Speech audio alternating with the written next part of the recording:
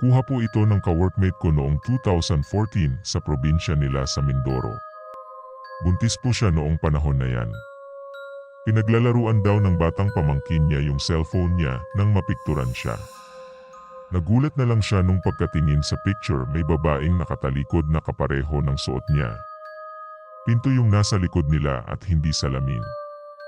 Kung mapapansin niyo yung pic, nakabun yung workmate ko at yung babaeng nakatalikod nakapusod na mahaba ang buhok. Pansinin niyo rin yung daliri ng babae ang hahaba. Mag-isa lang din daw siyang babae sa bahay, kaya imposible na may nakuhaan pang ibang babae, lalo na't kapareho pa ng suot niya.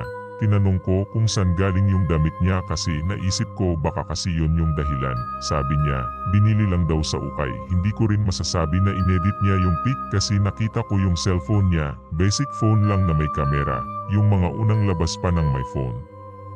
Pinapasa ko sa kanya yung pic na yan. Ganyan lang talaga siya kaliit.